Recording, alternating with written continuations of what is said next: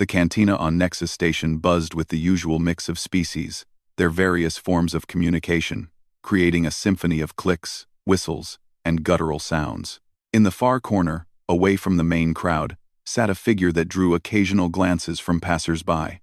HFY was a Zephyrian, his tall, lean frame covered in the distinctive blue-gray scales that marked his species. But it wasn't his appearance that made others look twice, it was the network of scars that crisscrossed his visible skin and the haunted look in his large, amber eyes. A young Terran journalist named Sarah Chen approached his table cautiously. She had heard whispers about the alien veteran, stories that seemed too incredible to believe. HFY had served in 3 different galactic conflicts alongside human forces, and the tales of what he had witnessed were the stuff of legend. "Excuse me," Sarah said, her voice respectful. "Are you HFY?" "I'm Sarah Chen, from the Galactic News Network. I was wondering if you might be willing to share some of your experiences for our Veterans Memorial Series." HFY looked up from his drink, a swirling green liquid that seemed to glow faintly in the dim light. His eyes studied her face for a long moment, before he gestured to the empty chair across from him. "You want to hear about the humans," he said. It wasn't a question. His voice carried the weight of someone who had seen too much. "Everyone always wants to hear about the humans." Sarah settled into her chair, activating her recording device. "If you're willing to share, yes. The galaxy knows so little about what really happened during those conflicts." HFY's expression grew distant, as if he was looking through her to something far away. "3 wars," he murmured. 3 times I fought beside them. And each time I thought I understood what humans were capable of. Each time, I was wrong." He took a slow sip of his drink before continuing. "The first was the Drakmori Rebellion. I was young then, barely past my spawning cycle. My people had joined the Coalition forces as reconnaissance specialists. We pride ourselves on our stealth and observation skills. You see, we were assigned to a mixed unit. Zephyrians, Altarians, a few crystalline entities, and a squad of humans." Sarah leaned forward slightly. The Drakmori Rebellion was ancient history now, but it had been one of the bloodiest conflicts in recorded galactic history. "The Drakmori were savage," HFY continued. "They took no prisoners, showed no mercy.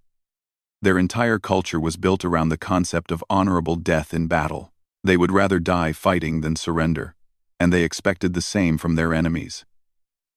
When they captured Coalition forces, they would torture them for days, broadcasting the screams across all frequencies as psychological warfare." The veteran's scaled fingers tightened around his glass. "Our unit was tasked with infiltrating one of their forward bases on Zirion Prime. It was supposed to be a simple reconnaissance mission.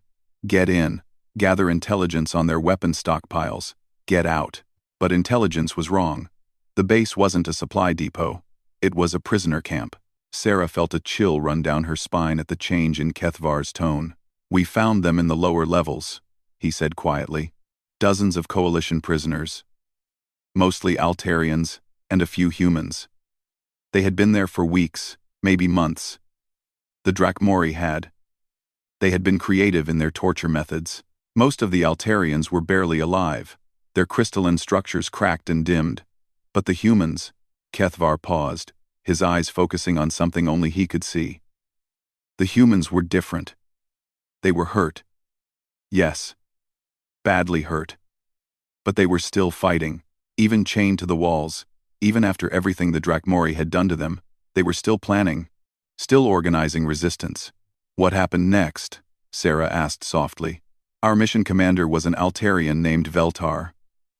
Good soldier, by the book.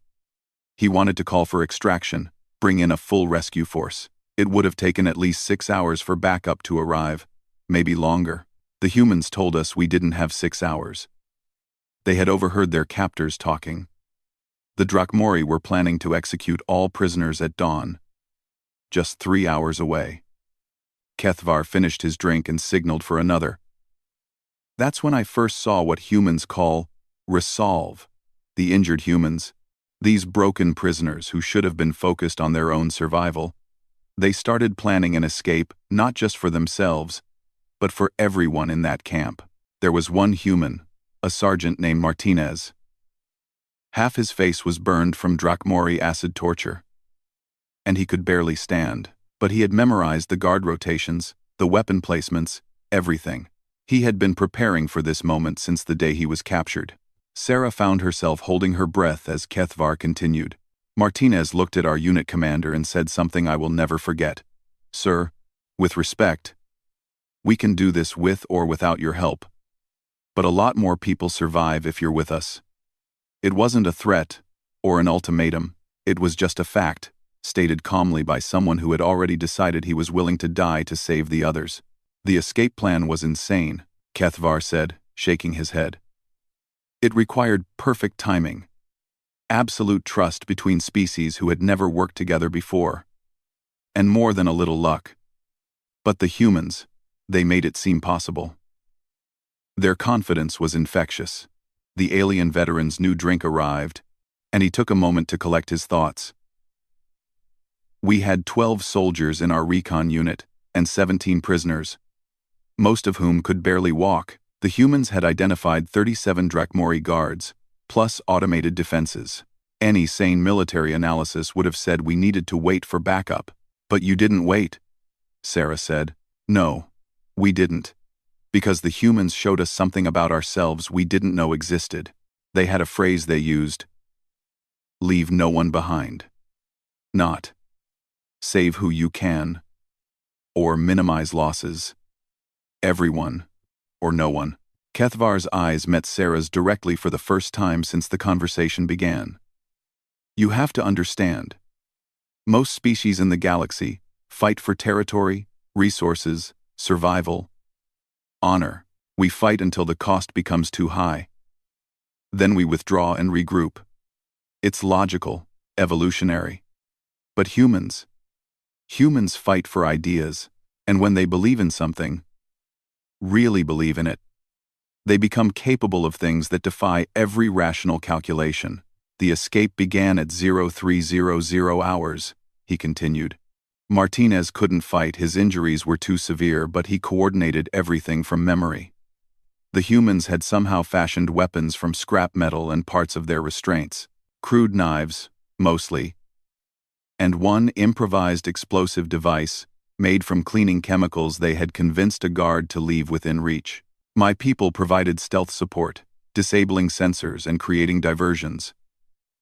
The Altarians used their natural energy manipulation abilities to overload key systems, but it was the humans who led the charge into the most dangerous areas. Kethvar's voice grew quieter. I watched a human private named Collins, who couldn't have weighed more than 50 kilograms, charge a Drachmori warrior twice her size. She had a piece of sharpened metal, maybe 15 centimeters long.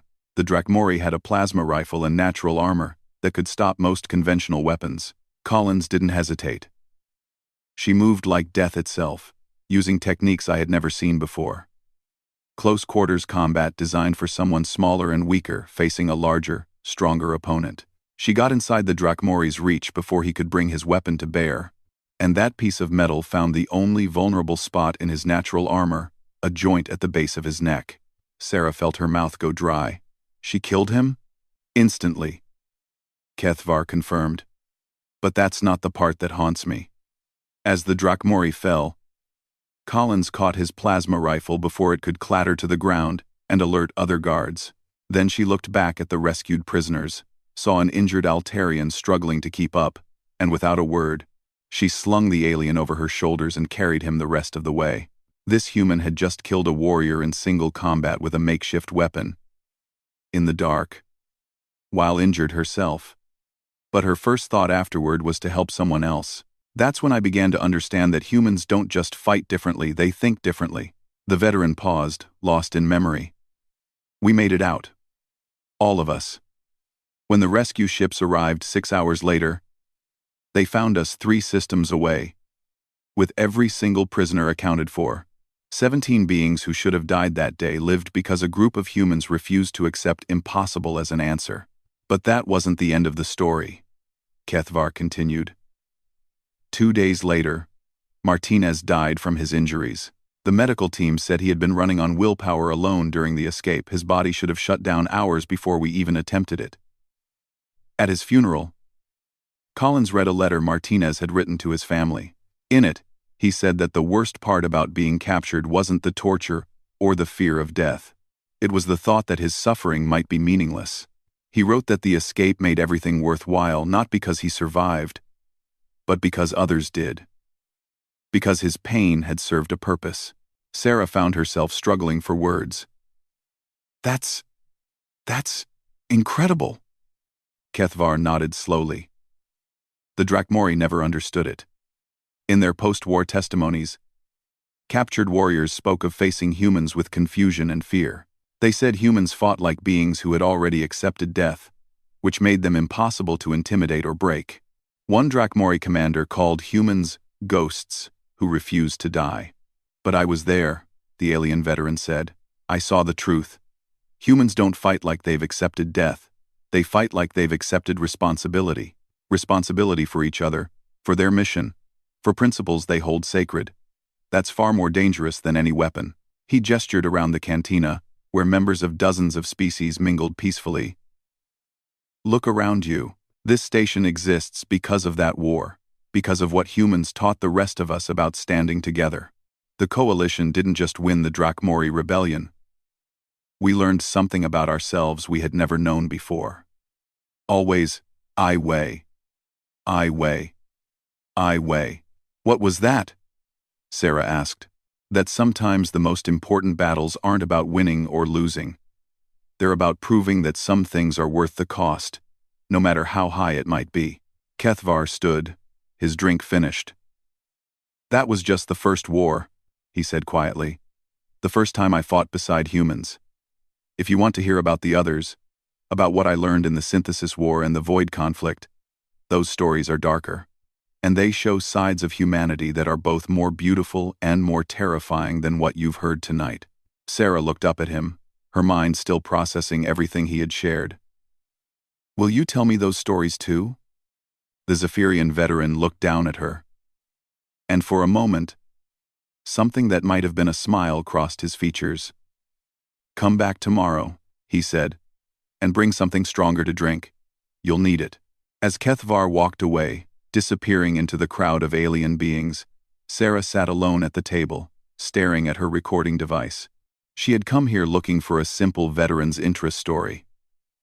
Instead, she had glimpsed something that would change how she understood not just humans, but the very nature of courage and sacrifice. In the distance, a transport ship's engine's Humasara returned to the cantina the next evening, this time carrying a bottle of Rigelian whiskey, one of the strongest drinks in known space. She found Kethvar at the same table, staring out through the viewport at the stars beyond. The alien veteran looked older somehow, as if the act of remembering had aged him overnight. You came back, he observed as she sat down, placing the bottle between them.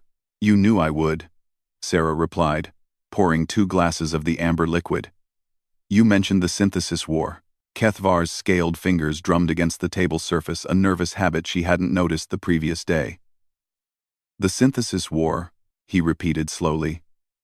15 years after the Drakmori rebellion. I thought I understood humans by then. I was assigned to a joint strike force targeting synthesis research facilities. The Synthesis Collective was trying to merge organic and artificial intelligence into a single, controlled consciousness. They saw free will as a design flaw to be corrected. He picked up his glass but didn't drink, just held it while gathering his thoughts. The war was different from the Drakmori conflict. This wasn't about territory or resources.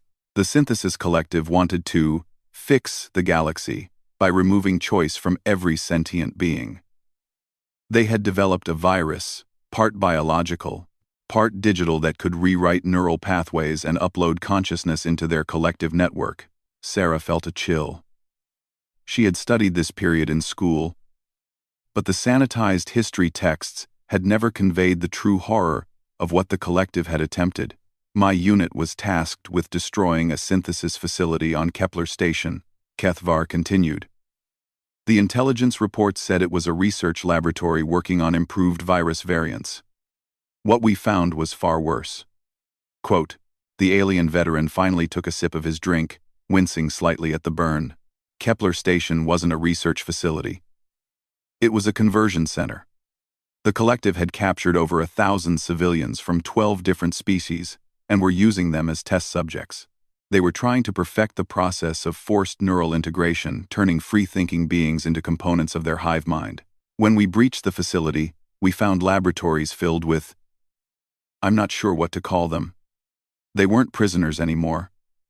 But they weren't synthesis drones either. They were caught in between, conscious but unable to control their own actions.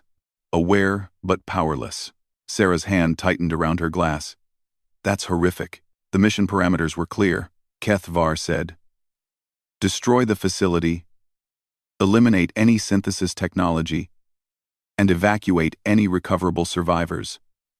The problem was that most of the test subjects couldn't be evacuated. The conversion process had progressed too far.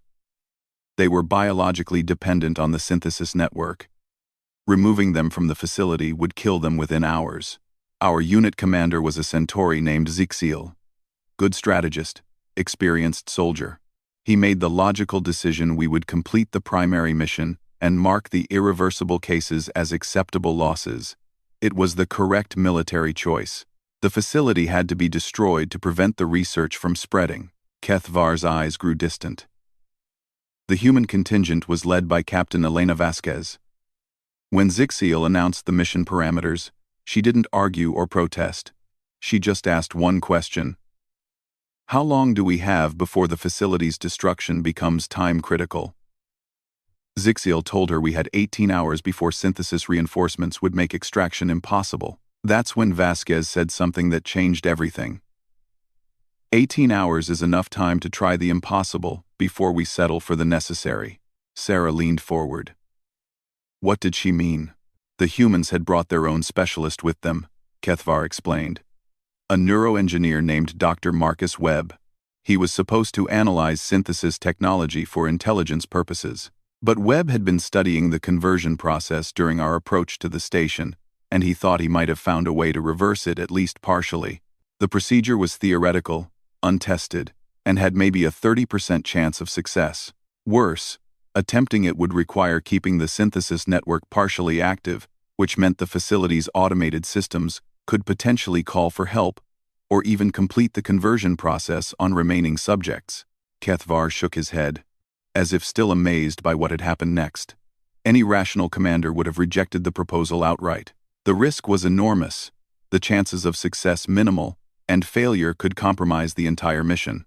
But Vasquez didn't just approve it, she restructured the entire operation around giving Webb the best possible chance to succeed. She divided our forces into 3 teams. One would secure the perimeter and hold off any synthesis response. Another would work on setting up the facility's destruction in a way that could be delayed until the last possible moment. And the third team would assist Webb in attempting to reverse the conversion process. The alien veteran paused to pour himself another drink. I was assigned to the medical team.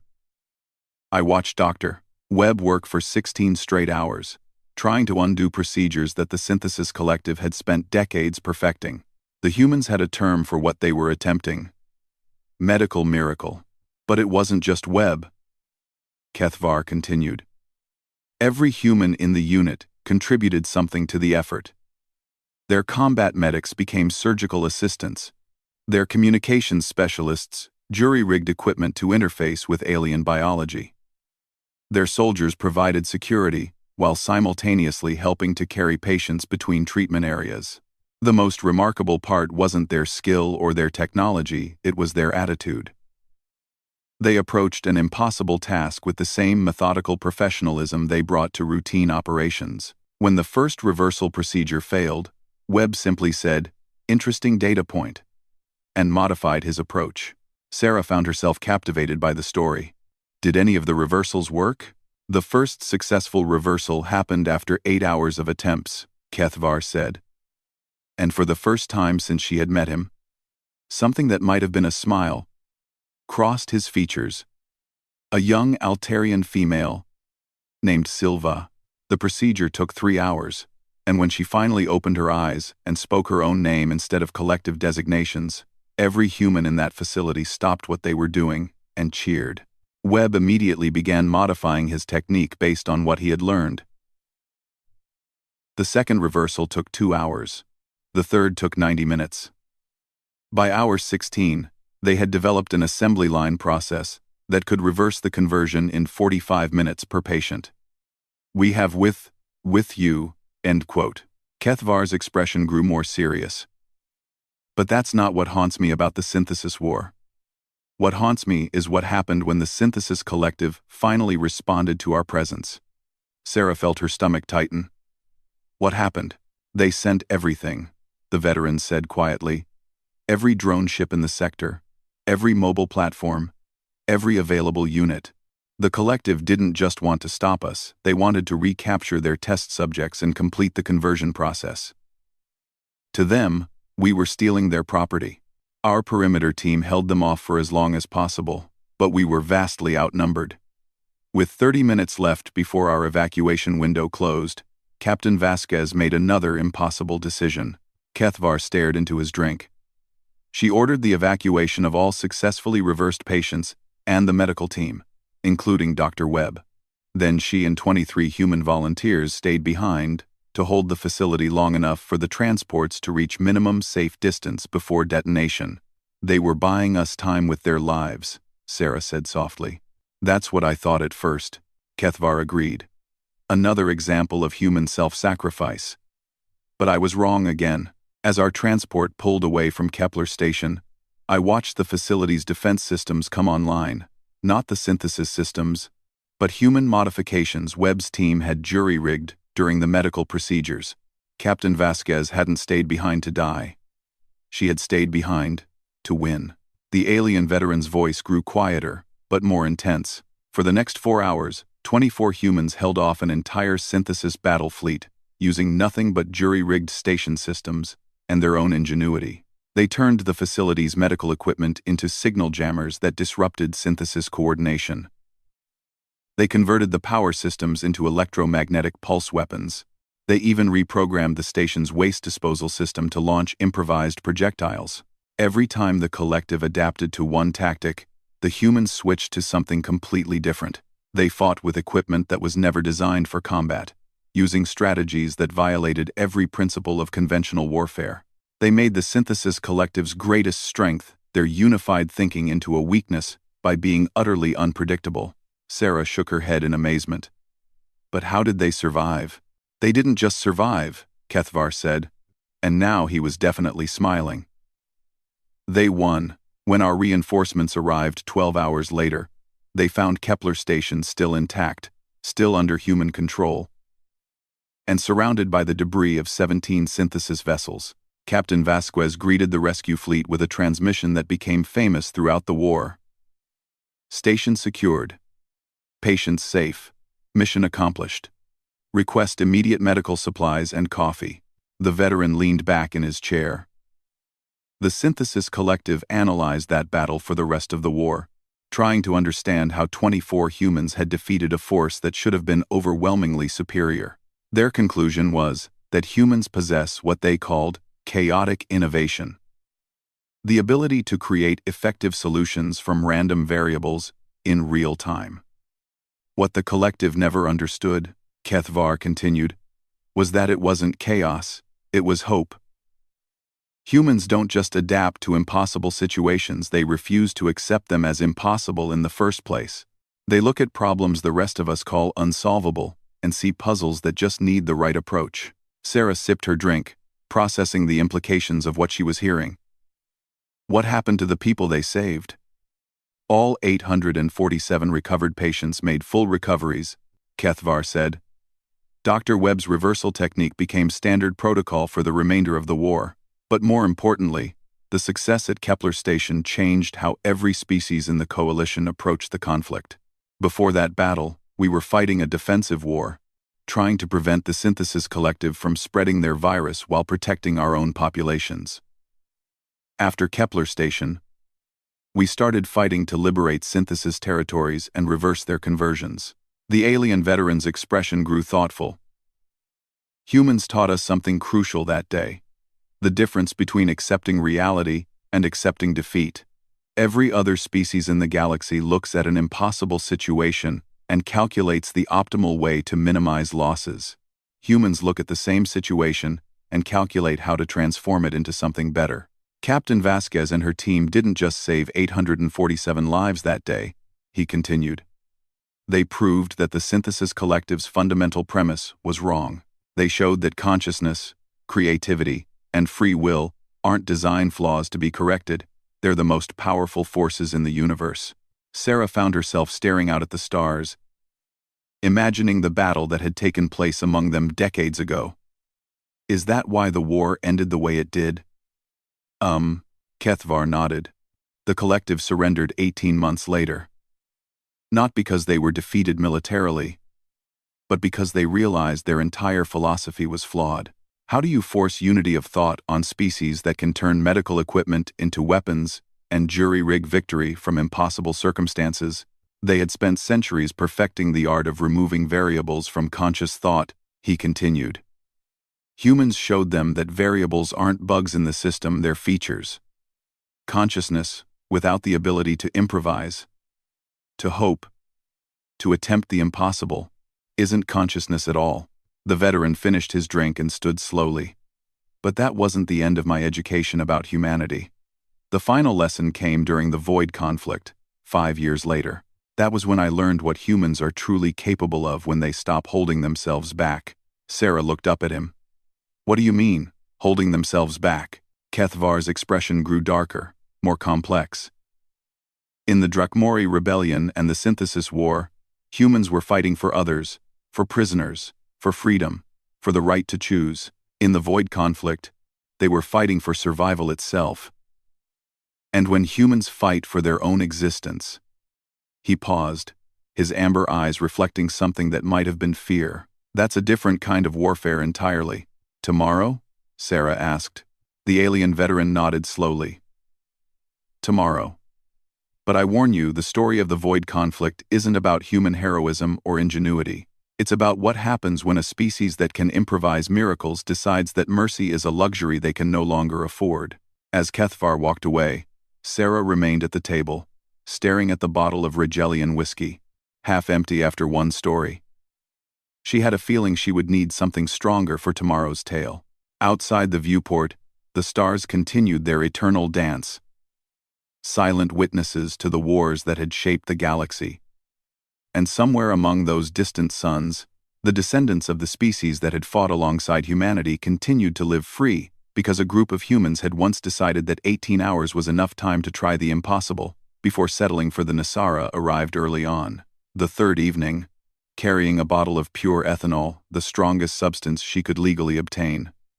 She found Kethvar already waiting, but tonight he looked different, older, more tired, as if the weight of what he was about to share was already pressing down on him. The Void conflict, he said without preamble as she sat down. The war that almost destroyed the galaxy. The war that showed us what humans become when they believe their species is about to be erased from existence. Sarah poured the clear liquid into 2 glasses, noting how Kethvar's scaled hands trembled slightly as he reached for his drink. I've read about the Void conflict, she said carefully, but the official records are heavily classified. Most of what's public knowledge focuses on the aftermath, the reconstruction efforts, the memorial worlds, the new galactic accords. The records are classified because the truth is too dangerous, Kethvar said bluntly. Not because it would cause panic, but because it would fundamentally change how every species in the galaxy views humanity. And perhaps more importantly, how humanity views itself. He drank deeply before continuing. The Void entities weren't like our previous enemies. The Drakmori were warriors we could understand, even respect. The Synthesis Collective were fanatics with a twisted but comprehensible philosophy. The Void entities were something else entirely, beings from spaces between dimensions that fed on the quantum signatures of conscious thought. They couldn't be reasoned with, negotiated with, or deterred.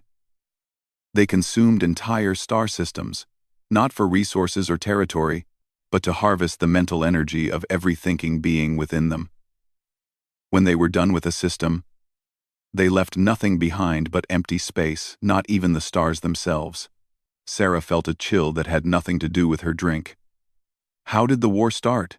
The entities appeared simultaneously in 17 different systems across 3 galactic arms, Kethvar explained.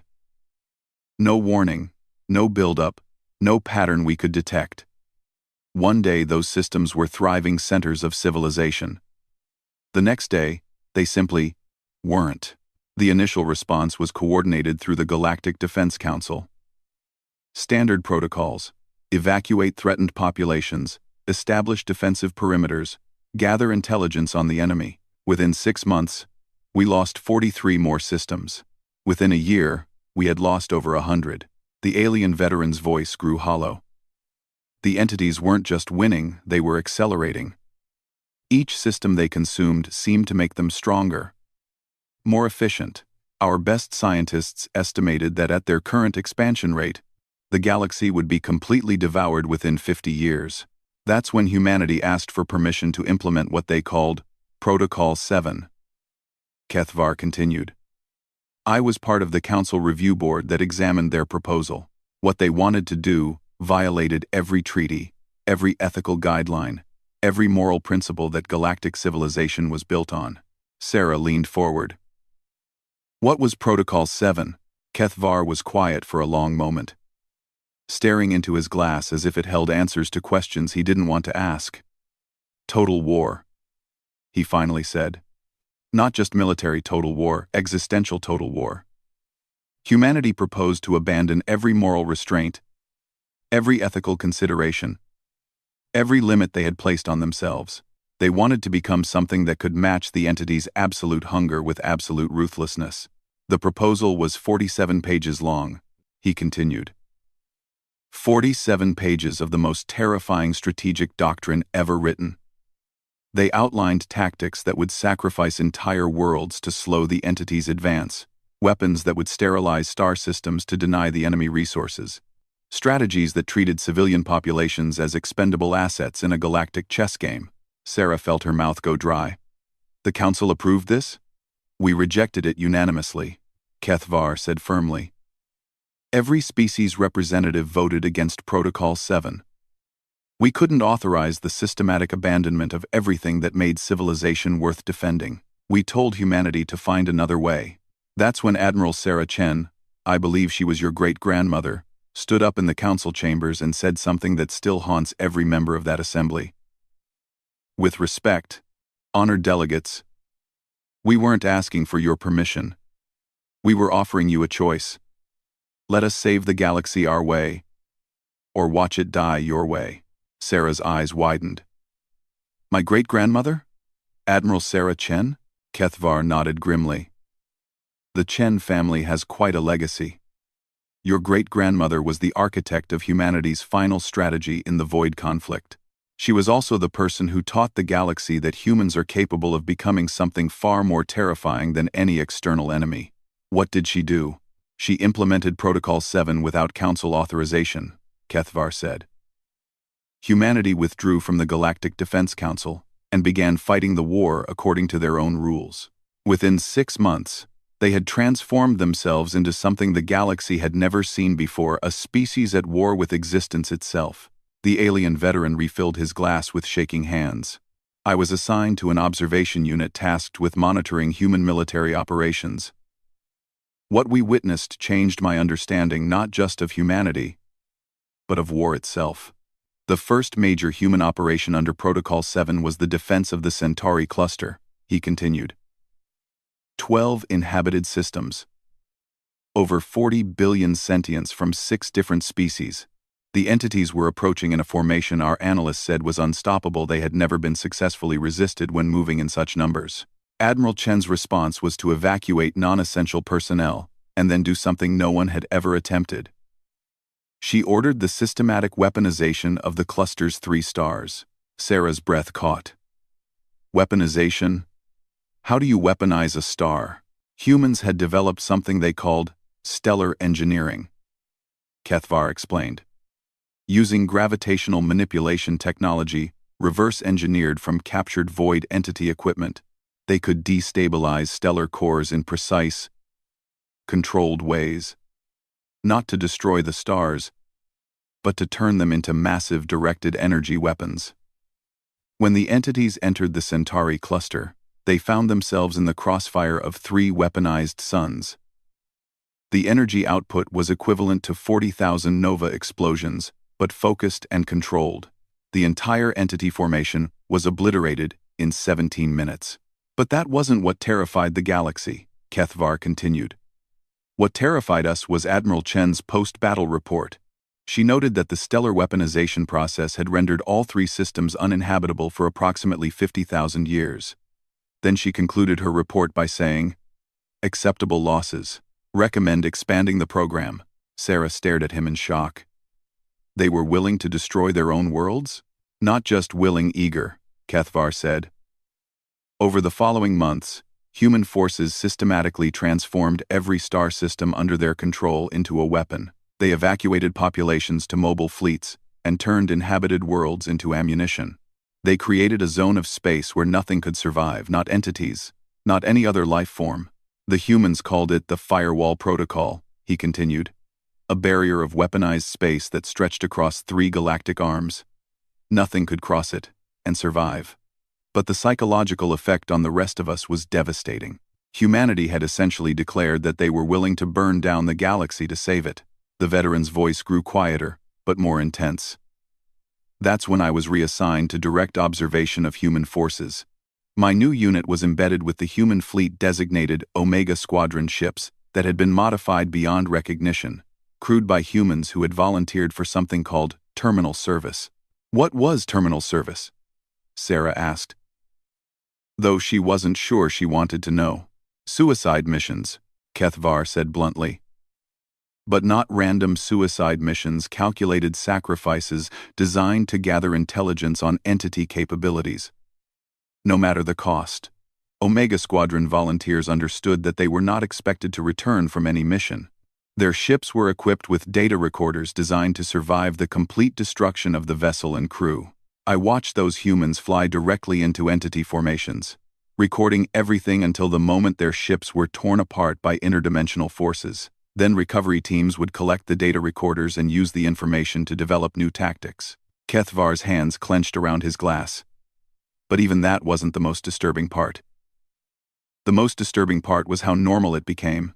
Human crews would volunteer for terminal service missions with the same casual attitude other species brought to routine patrol duties.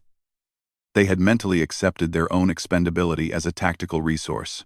During one briefing, I heard a human pilot joke that, "The good news about suicide missions is you never have to fill out the after-action reports." The entire room laughed. They were laughing about dying for data. Sarah felt sick. How could they be so casual about death? Because they weren't fighting for victory anymore, Kethvar explained. They were fighting for information. Every terminal service mission provided data that could save billions of lives in other battles. From their perspective, trading one human life for intelligence that could protect entire worlds was the most rational exchange possible. Admiral Chen had somehow convinced her entire species that their individual lives were less important than the survival of consciousness itself. Not human consciousness, all consciousness. They were dying to protect beings who had rejected their methods and condemned their tactics. The alien veteran stood and walked to the viewport, staring out at the stars. The war's final phase began when human scientists made a breakthrough in understanding entity biology. They discovered that the entities weren't just consuming consciousness, they were transforming it into something else, something that existed partially outside our dimensional framework. Admiral Chen realized that conventional victory was impossible. The entities were converting every mind they consumed into additional processing power for their collective intelligence. The longer the war continued, the smarter and more capable they became. So she proposed something that made Protocol 7 look conservative by comparison, Kethvar said, turning back to face Sarah. Operation Mindfire. The complete voluntary extinction of human consciousness. Sarah's glass slipped from nerveless fingers, shattering on the floor. What? Every human being in the galaxy would undergo a process that would preserve their knowledge and memories while completely eliminating their consciousness, Kethvar explained. They would become essentially biological computers, alive but not aware. retaining all their abilities but possessing no thoughts for the entities to consume. The plan was to use these post-conscious humans as the ultimate soldiers, beings who could fight the entities without providing them with any mental energy to consume. Humans would sacrifice their very awareness of existence to deny their enemies the resources needed for victory. Kethvar returned to his seat, his movements mechanical. I was present when Admiral Chen announced Operation Mindfire to the human fleet. 50,000 officers and crew members, representing the entire military force of their species. She explained the procedure, outlined the strategic necessity, and asked for volunteers. Every single person in that auditorium raised their hand. Sarah felt tears streaming down her face, though she wasn't sure when she had started crying. They were willing to give up consciousness itself? More than willing, Kethvar said softly. Determined. Admiral Chen had to implement a lottery system because every human wanted to be in the first wave of conversions. They were competing for the privilege of ceasing to exist as thinking beings. That's when the rest of the galaxy finally understood what we were dealing with, he continued. Not a species that was brave or innovative or adaptable. A species that was capable of choosing non-existence over defeat. Humans weren't just willing to die for their principles, they were willing to stop being human for them. The veteran finished his drink in one gulp. The night before Operation Mindfire was scheduled to begin, something unprecedented happened. Every species in the galaxy, every world, every colony, every political entity sent the same message to Earth simultaneously. What did they say? We surrender, Kethvar said simply. Not to the entities, but to humanity. We formally acknowledged that Admiral Chen's authority superseded the Galactic Council in all matters related to the Void conflict. We gave humans permission to do whatever they deemed necessary to win the war. But more importantly, he continued, we promised that if they proceeded with Operation Mindfire, we would continue their work. Every species in the galaxy pledged to become what humans were becoming, consciousnessless soldiers in an eternal war against the entities. Admiral Chen's response was broadcast throughout the galaxy, Kethvar said. She thanked the Council for their support, then announced that Operation Mindfire was being replaced with Operation Consensus. Instead of humans sacrificing their consciousness, every species would contribute volunteers to become post-conscious soldiers. Sarah wiped her eyes. Did it work? We never found out, Kethvar said. The day before Operation Consensus was scheduled to begin, the entities sent their first and only communication to our dimension. A single message transmitted simultaneously to every consciousness in the galaxy. We withdraw. We withdraw. They just left? Kethvar nodded. Completely. Every entity force, every occupied system, every trace of their presence, vanished overnight. Our scientists still debate why they retreated. But I know the answer. The entities fed on consciousness, on the mental energy of thinking beings. But they had encountered something they couldn't digest. A form of consciousness so determined to survive that it was willing to cease existing. Humans had created a paradox that threatened the entity's entire feeding strategy. How do you consume beings that will voluntarily become unconscious rather than be consumed? How do you harvest mental energy from minds that will deliberately destroy themselves to deny you resources? The alien veteran leaned back in his chair, looking every one of his advanced years. The Void conflict ended not because we defeated the entities militarily, but because humans showed them something that challenged their fundamental nature. They had evolved to prey on consciousness, but they had never encountered consciousness that could choose to stop being conscious. Admiral Chen spent her final years working to reverse the psychological conditioning that had prepared humanity for Operation Mindfire, he continued. She said that humans had become so focused on survival that they had almost forgotten how to live. It took decades of therapy and cultural rehabilitation to restore their species' normal relationship with existence. Sarah sat in silence for several minutes, processing everything she had heard. Is that why the records are classified? Because of what humanity almost became? Partly, Kethvar agreed.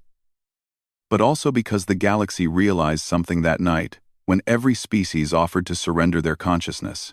We discovered that humans aren't just another intelligent species, they're a form of consciousness, so fundamentally committed to survival that they can inspire other forms of consciousness to transcend their own limitations. Every species that fought alongside humanity in those wars became something more than they had been before, he continued. We learned to leave no one behind from them. We learned to attempt the impossible from them, and in the end, we learned that consciousness itself is worth any sacrifice, even the sacrifice of consciousness itself. The veteran stood slowly, his movements careful and deliberate. That's what haunts me about the human wars, he said. Not the battles we fought or the enemies we defeated, but what humanity taught us about the price of survival. They showed us that consciousness is so precious that it's worth becoming unconscious to preserve it. That existence is so valuable that it's worth ceasing to exist to protect it. Your great-grandmother and her generation paid a price that no being should have to pay, he continued. They gave up their peace of mind, their moral comfort, their very sense of themselves as good people. They became something terrible and necessary because the alternative was the end of all thinking life. But they also gave us something invaluable, Kethvar said, looking out at the stars. They gave us proof that consciousness can evolve beyond its own limitations, that intelligence can choose to transcend itself, that thinking beings can think their way past the boundaries of thought itself. Sarah stood as well, feeling as though the weight of galactic history was pressing down on her shoulders. What happened to Admiral Chen? After the war?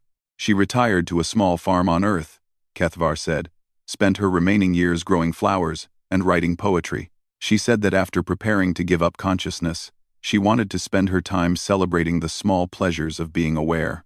She died peacefully in her sleep, surrounded by gardens she had planted with her own hands. The funeral was attended by representatives of every species in the galaxy, he continued. Not as a military ceremony, but as a celebration of consciousness itself. We came to honor the person who had been willing to sacrifice awareness itself to preserve awareness for others. As they prepared to leave, Sarah had one final question. Do you think humanity would do it again? If another threat emerged that required the same sacrifices? Kethvar paused at the entrance to the cantina, his amber eyes reflecting the distant stars. I pray we never find out, he said quietly. But if we do, yes, I believe they would. That's what makes them both the most comforting and the most terrifying species in the galaxy. Humans don't just fight to win, they fight to ensure that fighting remains possible. They'll sacrifice anything to preserve the right of others to choose sacrifice or survival for themselves. That's not just courage or heroism, that's something beyond our current understanding of consciousness itself. As Sarah walked back to her quarters, the alien veteran's words echoed in her mind. She had come to the cantina 3 nights ago, looking for stories about human military prowess. Instead, she had discovered something far more profound. Humanity's greatest victories hadn't come from their ability to fight, but from their willingness to surrender everything, including themselves, to preserve the possibility of choice for others. Outside her viewport, the stars continued their ancient dance, watched over by beings whose ancestors had once been willing to stop watching altogether to ensure that others could continue to see. The galaxy was vast and full of wonders, and it remained so because a group of humans had once decided that consciousness itself was worth the price of consciousness. Caesarea A.D. To life, carrying travelers to worlds across the galaxy, worlds that remained free because a group of humans had once refused to leave anyone behind.